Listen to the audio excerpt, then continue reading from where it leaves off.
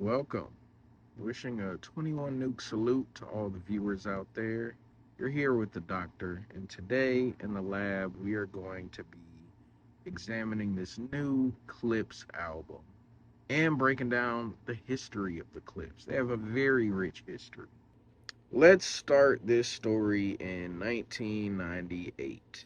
I remember I was watching BET Rap City, which, this was still like Joe Clair era Rap City. I hear these horns. The song catches my attention, and these dudes are spitting over these crazy chopped up horns. I'm automatically intrigued. As an avid hip hop head, even back in the 90s, back then, you liked music, you had to actually go out and buy it with your own money. I kept a printout on my wall from the early versions of the blog sites that had release dates of every rap album that was slated to come out. And it was maybe about 20 for the year. But that's because back then, when someone would release an album, they would have to do something called an album rollout, which could usually take from anywhere from 6 months to a year. The Clipse album, exclusive audio footage, marked on my list, ready to cop on release date. Release date comes, the album never shows up in stores. C'est la vie. And they had a pretty significant buzz back then, too. The video for the funeral was on the Rap City Top 10 every weekend, and I think it got up to almost like number 6. That's not bad at all for just some guys from Virginia coming out of the blue. Some of the beats from the exclusive audio footage album would end up getting reused and repackaged and sent out to other artists on songs that you're probably very familiar with. Fast forward to 2002. The Grindin' video drops. Grindin' hits like a meteor. I see the Grindin' video for the first time. I'm like, holy shit, it's the guys from the funeral. Lord Willin drops, which is their official debut album, and it's a very good album. It establishes them and their signature sound. The production on this album is carried by the Neptunes, and the production is amazing, and it gives it its own signature style that becomes synonymous with Clipse. Post 2002, we're in the era of label woes. Internet piracy is in full swing. LimeWire is active. All caps active. Music executives are losing their minds and losing money. People are freaking out. Nobody knows what to do except the artists, which is create more art and put it out for free. This begins what's known as the mixtape era in the mid 2000s. In the midst of all their label drama, Clipse gets in at the genesis of the mixtape era and forms the Re-Up Gang. And they put out the We Got It for Cheap series, feeding the streets for free. And these tapes were amazing. They don't really get talked about in the grand lexicon of mixtapes anymore, because I think it's because they also had, it's rare that you see mixtape artists also have great success with albums as well. Most mixtape artists only put their best work on mixtapes. When it's time to put out their studio albums, they tend to leave a lot to be desired. Wayne! Excuse me. But the mixtapes were amazing. You want to hear some luxury coke rap? Check out those mixtapes. And over classic beats you can never get sample clearances for. Great stuff. Years later, 2006, Hell Hath No Fury finally drops to complete and utter critical acclaim. This was everything that everyone wanted. Flawless in every way. Pharrell ended up handling all the production exclusively by himself on this album, and he cemented and perfected their sound. That dark, empty, and decadent luxurious sound. This was a cultural landmark for coke rap in 2006. Then the South took over. 2009 would see the release of their album Till the Casket Drops. The album had a lot of commercialized songs with different producers, just like a record label would want. And when you make an album for everybody, nobody ends up liking it. And that's what happened. Pharrell hates this album. Pusha T hates this album. This was indeed a weed-played album. As much as I love Clipse, this album was not worth keeping the physical for, which is why there's an empty slot for it. Only classics on the mantle. 1 month later, they catch a federal drug case. Their manager takes the fall and gets sentenced to over 30 years in prison, and the casket is seemingly dropped. Malice was so relieved and grateful to have escaped prison, he dedicates his whole life to God, changes his name to No Malice, and releases 2 gospel-themed solo albums that are worth a listen, by the way, with all this renewed interest in him and recognition of his talent. Do you know how serious you have to be to make a gospel-themed album after beating a Fed case and release it? Those of us who are old enough remember back when Diddy caught his 3rd case. Back in the late 90s in the New York nightclub shooting. The last few months of the trial, he spent basically doing an album rollout for his new gospel album that was going to be released as soon as he was free and thanking God for beating these charges, revealing the truth to everyone. And for some reason, it didn't materialize. I guess time can get away from you pretty easy when you're so busy booking male escorts for hotel parties. Pusha T would also embark on a very storied solo career. His first couple of projects he put out were okay. You could tell he was trying to find a new sound after separating from the Neptunes. And he didn't want to be put in a box, which is, something an artist should want to do. Should try to go outside of their comfort zone. And he did that. His first 2 projects, they were okay. They weren't like whack by any means. But he was still trying to find his footing. You can tell. In 2018, he became the bane of existence to an entire demographic. And to this demographic, his career begins and ends with 1 song, which isn't even on streaming platforms, by the way. During the album rollout process for this most recent album, Let God Sort 'Em Out, they did a couple of interviews, just a couple. Pusha T discussed the fallout of speaking truth to power. Their label at the time, Def Jam, was trying to avoid any more lawsuits from this litigious egomaniac they were wrapped up with. No, not that one. They were ready to pull the plug on a Kendrick feature due to the optics of people who, even though they've collaborated previously, but in the eyes of a certain demographic, are only teaming up to go against a certain person. But it goes deeper than that. They aren't teaming up to go against a person. They're teaming up against a mentality. They're fighting for the purity of artistic expression. This art form originated in the ghettos of America by black and brown people who are telling their unedited stories. That's what got everyone's attention. And now it's being controlled by corporations in offices who will shelve your albums if you say something that hurts the wrong person's feelings. So Clipse bought their way out of this contract for an undisclosed amount of money. But the message here is that artistic freedom is priceless.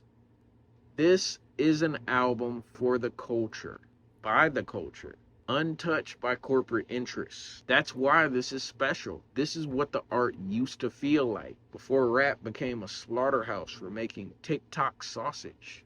This is what album rollouts used to feel like before Beyonce speared it in the neck like the warrior princess she is. You'd get 6 months of edging for that big release. Who's keeping people excited with 6 months of edging for an album release anymore? Not a whole lot of people. Nowadays, an album rollout is usually a week or two long, if that. The album itself, let God sort them out. The Neptunes are no more. Pharrell and Chad are in some sort of custody battle over the rights to the Neptunes. I don't know the details. I'm sure there are many other YouTube videos going in depth about it. The production on this album was handled exclusively by Pharrell. As we all remember, the last time this happened, we were given the Sistine Chapel painting of Coke Rap. So expectations are kind of high for this. It's been, 15, 16 years since Till the Casket dropped? They can't go out like that. Let's see what they got. The album opens with a heartfelt and emotional tribute to their late parents. The Birds Don't Sing, which is a beautifully poetic title, by the way. I'm not going to pretend like there wasn't liquid assembling in the ocular cavities during this song. I don't think we've ever heard them get this personal and completely shed all the bravado and machismo. Really talk about what's more than likely one of the most heartbreaking moments anyone will ever experience. And they spend their verses sincerely honoring their parents. What can I say about the beat? The pianos are majestic. The John Legend comes in on the hook and adds the gravitas to this. The song sounds like you're watching their parents ascend to the pearly gates. It is such a warm and beautiful opening to this album. And then it gets right into Chains and Whips. Pharrell takes some simple guitar licks and chops them up like a leather-faced butcher. Clipsters will remember this song premiering during Paris Fashion Week when Clipse walked the runway to this song playing, which in itself is a flex. And Pusha T spends his verse going at Jim Jones, who, if we all remembered before this, seemingly in a bid for Drake's favor, decided to start... Wait, can you rap? If five Pusha T records, not the records he's featured on, if five Pusha T records came on right now, could you rap them? You can't tell me five Pusha T records, but you could tell me five Jim Jones records. I'm not going to spend a lot of time dissecting this diss or how effective it was. Anyone who's familiar with Pusha T at this point knows that he is a different type of person when it comes to diss tracks. We can look no further than the first line of the song. You run from the spirit of repossession.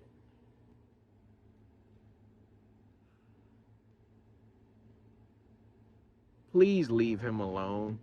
Kendrick comes in on the end with some wild lyrical acrobatics. A lot of hay is getting made over the alliterative play he used on this track with the Jen theme.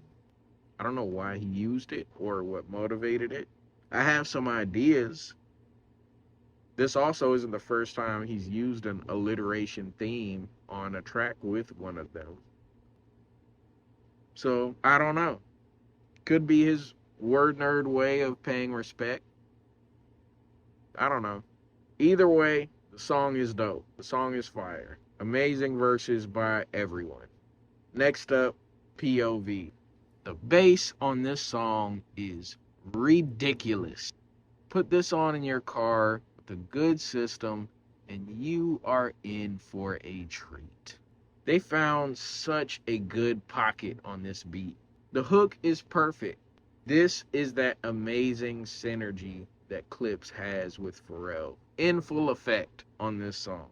Pusha T on this verse, his delivery on this song is just so...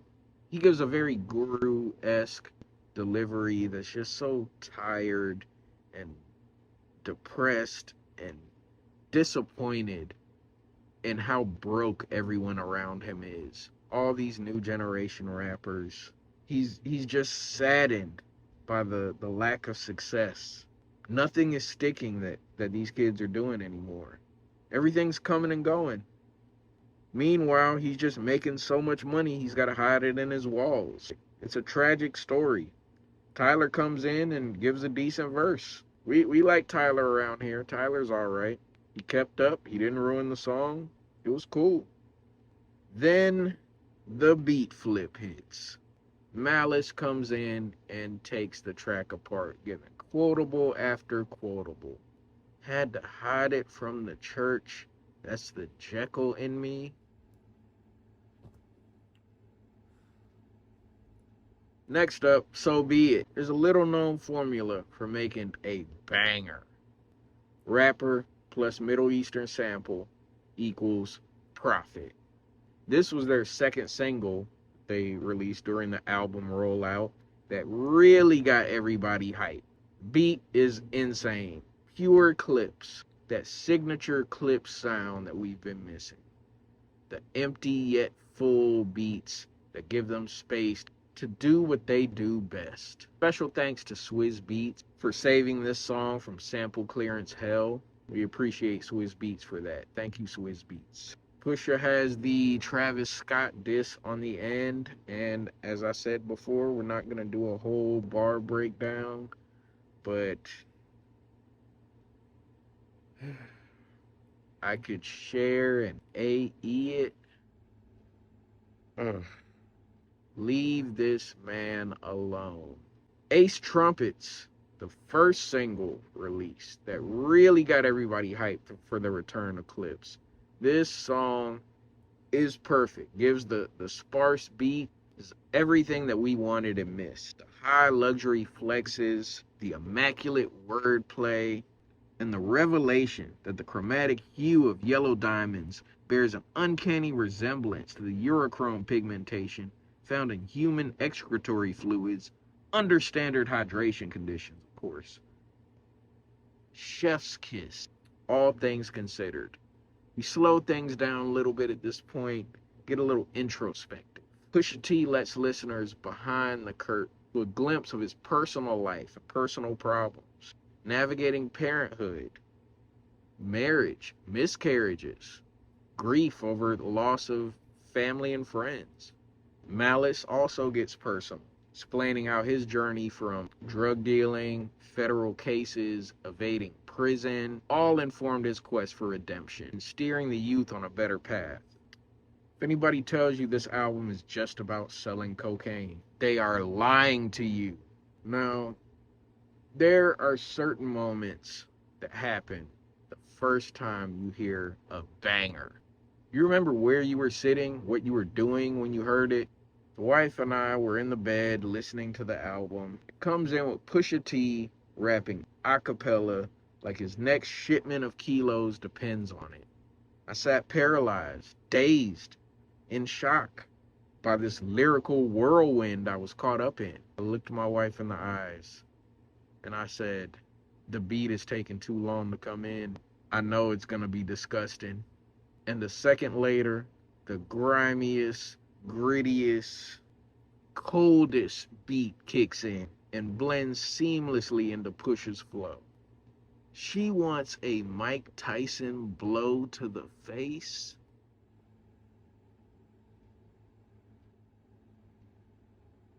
At that point, I'm in a crisis on how is Malice gonna follow this? And Malice comes in with a very methodical, well-paced flow that systematically takes this beat apart. He brutalizes this beat. When he said only 300 bricks can make you Leonidas, I almost threw a TV at somebody. R.I.P. Prodigy. Ibida, another favorite. This song sounds like the theme song to a Miami Vice reboot in the year 2047. I love this beat. This song is the soundtrack to making a lot of money. Listening to the lyrics, I think Clipse agrees. FICO, the song that made my daughter a Stove God Cooks fan. She might be ready for reasonable drought now. This is another slapper that goes crazy in the vehicle. Clipse find an amazing new pocket on this beat, and their synergy with Pharrell is in full effect again on this beat. Stove God Cooks amazing on the hook. Amazing. A lot of people were upset. Oh, why didn't we get a verse? We needed a verse. It was perfect as it is. No need to OD. Don't want to put too much Fetty in that. Inglorious Bastards. This one has some very urgent drums. And it has the Clue ad-libs thrown in that give it that very 90s vibe. I really love this one. This has a feature from my favorite member of the Re-Up gang, Ab Lava, dropping yet another stellar feature. Ab Lava's never rapped a whack verse in his life. The streets need that Ab Lava tape. Ab Lava, if you're willing to take some time from smashing supermodels on yachts to go and record a few songs for us, please do. We would love that. Over some Pharrell production. Let God Sort 'Em Out, the title track. Oh my God. This one got really dark. I mean, really dark. This one was menacing. We got pre-saved Malice on this one. He's anointing mouths with AR-15 barrels. I don't think there are many people who could have made this beat work, but that's the beauty of Pharrell and Clipse working together again. The bars on this song are so poetically threatening. Nas comes in on the end, gets a little beat switch to take a well-deserved victory lap for what he and Clipse are accomplishing, with still putting out quality music at this stage in their careers and lives. The album closer, By the Grace of God. I don't know if trap gospel music is a thing, but this is close. If you are someone who has beat a felony case, you are going to catch the Holy Ghost listening to this song. Beautiful beats, powerful lyrics about learning from your mistakes and growing, counting your blessings. Fantastic closure to the album. Closed it out on an inspiring note. Now let's take a step back and look at it as a whole.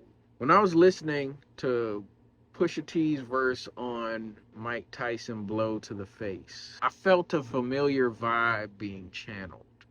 He's channeling the energy of the greats. I'm not saying he's biting them. He's still bringing his bars the way that only he can. But he's channeling that energy.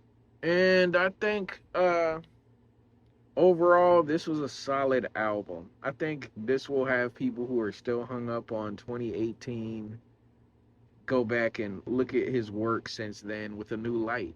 He's been rapping on this level for a while now. I was looking for like autograph stuff from Clipse because I was like a really, really big Clipse fan. Some search words led me to this guy in Virginia that supposedly had a microphone that Pusha T used during the show. It was like plastic, but it had his autograph on it. I just thought he was crazy for spending $200 for a Pusha T microphone. Was supposedly signed by Pusha T. I used to pretend I was doing interviews on the red carpet and perform all the Clipse songs in my basement with a mic. I'm a full-size teen at this point, like, you know, so this isn't private. And then I performed with it so much that I rubbed the autograph off. I don't even know if he really signed it, but that was my big thing, man. At the time, it meant the world to me. But there's something about getting back into that yin-yang dynamic with his brother in Clipse, where they both are two sides of the same coin, complement each other's styles so perfectly. I give this album a perfect score.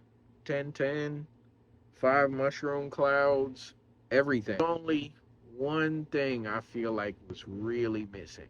One feature. But I'm not going to take anything off the score because someone else wasn't on it. But, I mean, this would have made it a 12. This is definitely a crown jewel in the catalog. This one kind of gives Hell Hath No Fury a run for its money as the best Clipse album. And most importantly, it's a victory for artistic expression and the culture as a whole. Rap is always evolving in different new styles and different eras. We had the jiggy era, the gritty era, the club era, the blog era, the SoundCloud era, the mumble rap era. This album is like the Silver Surfer from Fantastic Four. and it's coming to herald the end of this current era and usher in the Unk era. Raekwon dropping heat, Freddie Gibbs dropping heat, Rock Marciano dropping an album with DJ Premier. The 40 plus hip hop heads are eating right now. You got plenty of music to soundtrack cooking on the grill outside or working on your car or whatever activities you're out doing. Getting money for the younger generation, it's motivation for you too. It's soul food. It's real motivation for you to go out there and get money. Make something of yourself. But thank you all for watching. If you like this video, like, subscribe, all that fun stuff. And we might do some more music reviews like this.